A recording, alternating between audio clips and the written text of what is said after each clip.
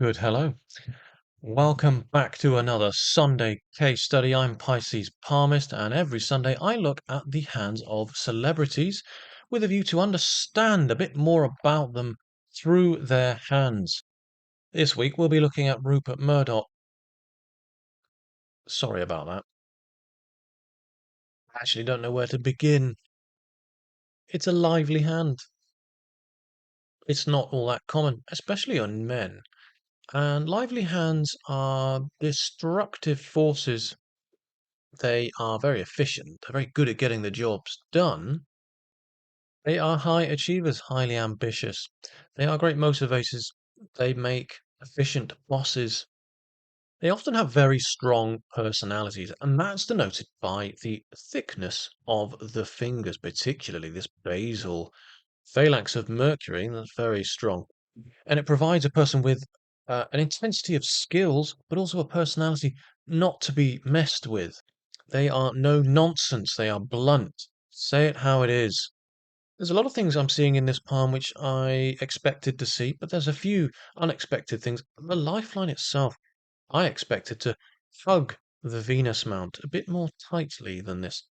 And I expected it to start a little bit higher up in the palm, denoting this ambitious nature. I don't quite see that. So what we can see here is someone who started off life as very reserved, conservative, and as they've aged, they have expanded their borders, their empire, and the way in which they experience life as well. I'm not surprised to see a pointed Jupiter and Mercury finger. This person is someone who delegates, breaks down information, explains, likely enjoys the sound of their own voice, or at the very least is comfortable with it. They have strong persuasive powers. Jupiter is on the short side, however, and the basal phalanx is widened at the base of Jupiter, and also there's a massive gap here seen between Jupiter and Saturn. I'm not all that surprised to see that. This is the obvious inferiority complex, compensated for by something to satisfy the baser desires: sex, food, television. I think the obvious one here would be womanizing. That's partly because I don't see any obvious signs of alcoholism in the hands or drug taking or, I mean, possibly an unhealthy relationship with food, but I would think that this is more than likely sex, being especially that we have a widened basal phalanx of Mercury as well. But that's also partly because of this person's industrial approach to um, applying their knowledge and their message. Mercury, all things mercurial, business, industry, science, logic, but also communication and expression. There is a tremendous Mercury line that kind of tops itself with this, ends, finalizes with this triumphant money line on the Mercury Mount. And for me, I can't help but feel like Bill Gates. This person probably um, has this idea that money, power equates to power and is in some way um, a release for sexual tension. Money and power for this person is probably gets a kick out of it sexually. And also, I can't help but notice this is what I was drawn to immediately, and you probably already picked up on it, is the headline and the heartline is joined, is as one.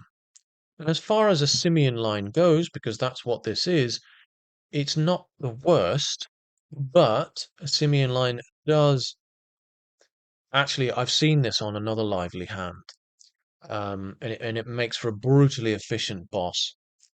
But it does in some way detach a person's ability to empathize, sympathize, and consider others. Essentially, one of the signs of a psychopath in palmistry. One of.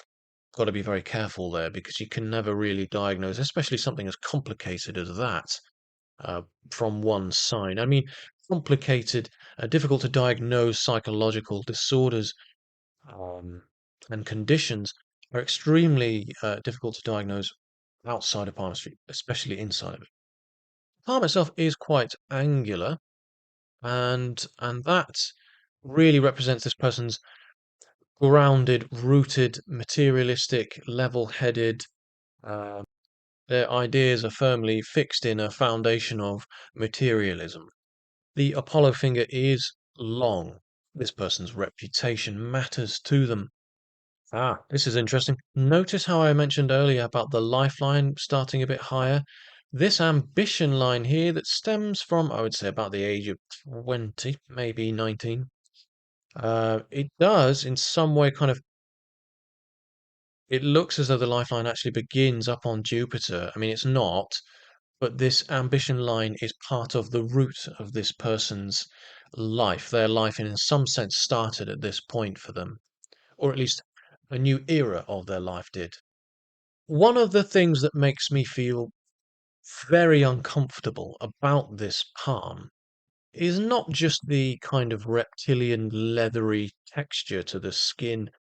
It just feels very inhuman and cold and unfeeling. It's the loyalty line. Look at this gouge here. And this is a bit of a crooked loyalty line. Keir Starmer has one as well. And I don't doubt that this person, like Keir Starmer, is loyal to crooked folk. I find it very interesting that this loyalty line is attached to, it crosses paths with a destiny line, a fate line, a career line, and it rises up towards Saturn to kind of help aid and boost this person's purpose in life. It's, to me, a clear sign that this person couldn't be where they are without having allied with people powerful and very close to home, quite literally relatives, possibly even. And when you look at the Sun line, the success line or Apollo line, it does actually come from inside the Venus mount. It's a clear sign of brilliance and fame acquired, uh, a position of elevation through the acquisition of wealth through support from family, inheritance.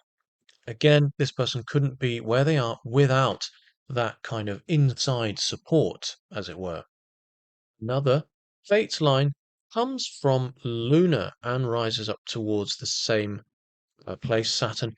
And this shows a person who has a career in the limelight, who longs for an audience. And you always see it on the hands of actors, writers, public speakers, and sometimes teachers. And this person certainly enjoys passing on information, teaching, and spreading their message.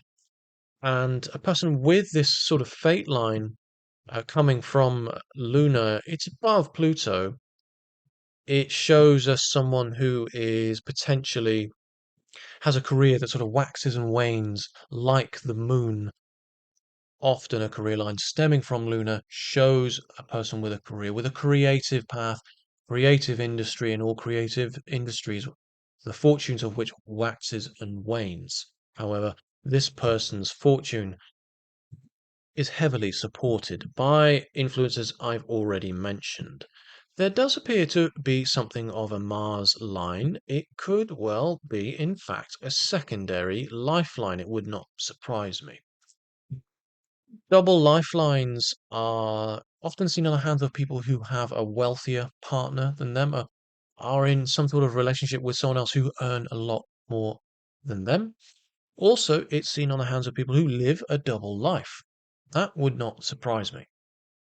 Now, this is interesting. There is something of a ring of Apollo, a girdle of Apollo. And this is seen on the hands of people who have poor financial luck. Well, as I've said, I don't believe, I think we can rule that out. It's also a sign of gamblers and being that, as I mentioned, an inferiority complex compensated for by this kind of need to control those baser desires, satiate those baser desires, that's likely. Gambling, we do it in many different forms. We it's about that satisfaction of satiating that urge for risk. And what's interesting is the head and the lifeline are connected very strongly right up until the age of about 24, 25. And so really, I'm not seeing someone who does like taking risks at all. This is someone who is very measured in their approach. Cautious, planner, absolutely a planner. And so it's an odd one. I think this is also a sign of a blockage of emotional receptivity. This person is unable to receive love, essentially, and so there's damage there, and they need to be careful when it comes to relationships in business as well as their love life, because they are unable to, being that we also have the simian line as well, there's an inability to process and understand actually love. And if you look closely, you will see the heart line does start, it starts a tad high on the palm. I was expecting to see it start higher than this.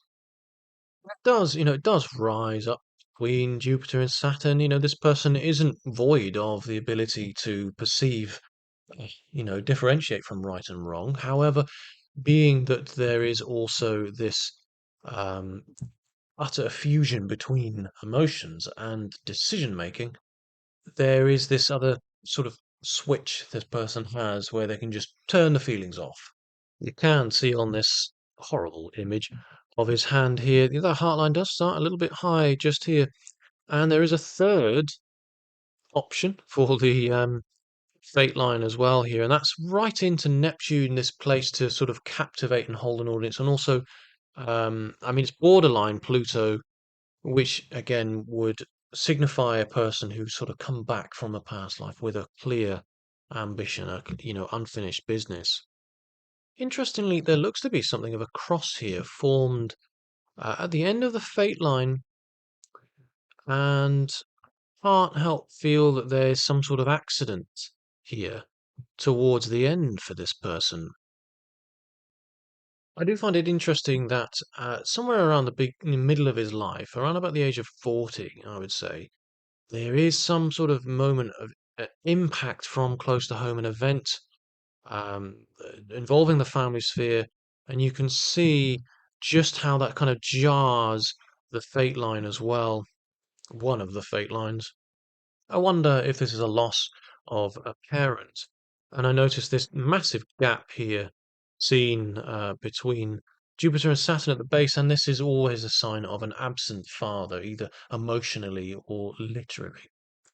It is also likely that this person received no love from their father, and this is why we have a very sort of low set Mercury finger. And this inferiority complex has stemmed from it. All everything comes from childhood for most of us, and we live with our experiences rather than move on from them. Sure, we change and we learn from, but we are a result of both nature and nurture. In this case, there was a distinctive lack of nurture. And had this person been nurtured, I think there would be less of this womanizing, um, less of this lust for power and money. This greed essentially is born out of a lack of emotional nutrition.